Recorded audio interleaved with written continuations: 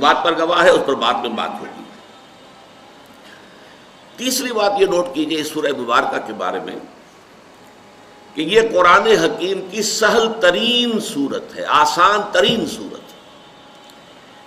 میرا انداز بدل گیا ہے، میں نے پہلی دو باتوں کے بارے میں کیا کہا؟ یہ قرآن مجید کی مختصر ترین صورتوں میں سے ایک ہے، یہ قرآن حکیم کی اولین صورتوں میں سے ایک ہے، لیکن اب میں کہہ رہا ہوں یہ قرآن حکیم کی سہل ترین صورت ہے، آسان ترین صورت ہے۔ یہ نوٹ کر لیجئے کہ اگرچہ پورا قرآن مجید کتاب مبین اسے کہا گیا ہے، ایک بڑی روشن کتاب ہے، واضح کتاب ہے، ایج پیچ نہیں ہے، اس میں کوئی پہلیاں نہیں بجھوائی گئی ہیں، بات بالکل سادہ انداز میں کی گئی ہے، اور ایک سورہ مبارکہ میں 4 مرتبہ اللہ تعالیٰ نے چیلنج کے انداز میں فرمایا وَلَقَدْ يَسَّرْنَا الْقُرْآنَ لِلذِّكْرِ فَهَلْ مِن مُدَّكِرٍ۔ نصیحت اخذ کرنے کے لیے، ہدایت حاصل کرنے کے لیے ہم نے اس قرآن کو بہت آسان کر دیا ہے، تو ہے کوئی کہ جو اس سے ہدایت اخذ کرے؟ تو ویسے تو یہ معاملہ پورے قرآن کا ہے، لیکن یہ کہ ایک ادب میں ایک شے ہے جسے ہم کہتے ہیں سہل ممتنع، اتنی آسان بات کہ جو بظاہر تو نظر آئے بڑی آسان بات ہے، لیکن واقعہ یہ ہے کہ اس کے اندر گہرائی، اس کی گہرائی، اس کے اندر عمق، اس کے مضامین کا پھیلاؤ، وہ واقعتاً جو ہے انسان کے لیے حیران کن ہو جائے، اور اگر کوئی شخص یہ چاہے کہ اسی انداز میں وہ بھی کوئی بات کہے تو اسے وہ ناممکن نظر آئے۔ سہل ممتنع، ممتنع اسے کہتے ہیں کہ جس کے قریب جانا آسان نہ ہو۔ تو سہل ممتنع کی جو سب سے بڑی مثال ہے قرآن حکیم میں، یہ سورۃ العصر ہے۔ اب ذرا نوٹ کیجئے کہ ہم اردو بولنے والے جاننے والے لوگ ہیں، اس میں کوئی ایک لفظ بھی ایسا نہیں آیا کہ جو ہمارے لیے نامانوس ہو۔ عصر، عصر حاضر، عصر رواں، معاصر لوگ ہم بولتے ہیں، زمانہ۔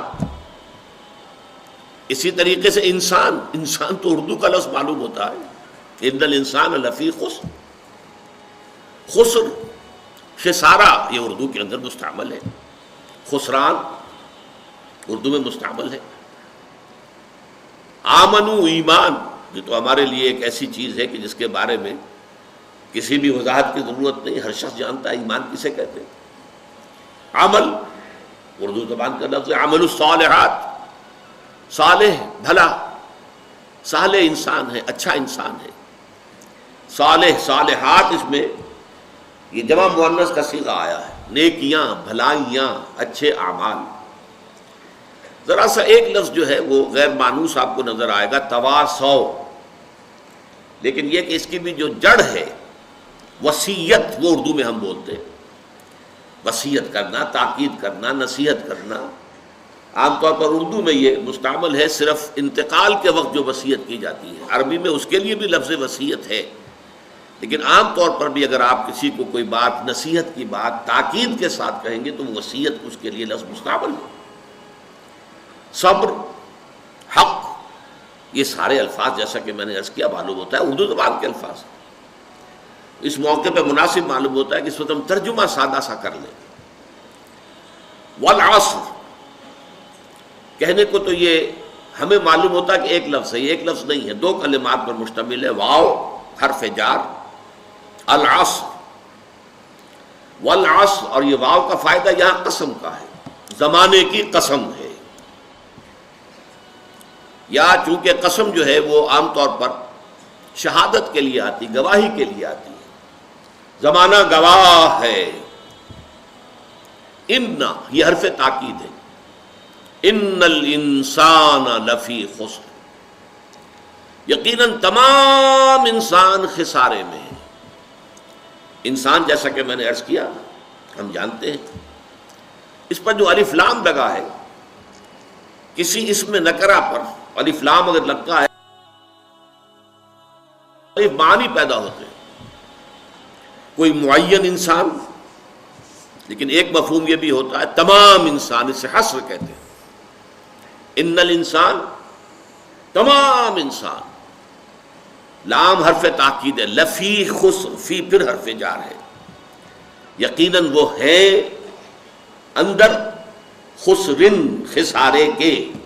یہ میں نے پرانے انداز کا ترجمہ کیا ہے، فی کو واضح کرنے کے لیے، اندر، بیچ، بیچ خسارے کے، اندر خسارے کے. جب لفظی ترجمہ قرآن مجید میں آپ کبھی دیکھتے ہوں گے تو وہ اس طرح کی ترکیب ہوتی ہے، کیونکہ وہ کوشش ہوتی تھی کہ ہر لفظ کا ترجمہ جو ہے وہ اس کے ساتھ ہی آ جائے.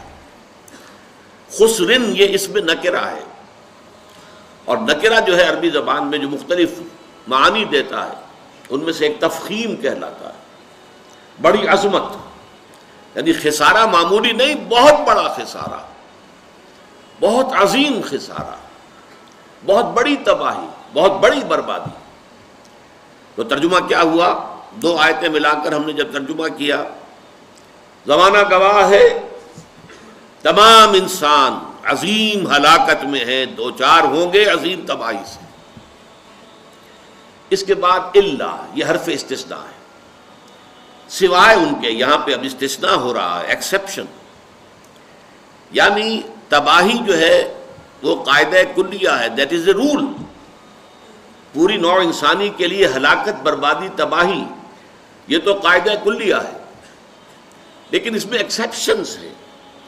لیکن وہ ایکسیپشنز کن کے لیے ہیں؟ الا الذین آمنوا، سوائے ان کے جو ایمان لائے،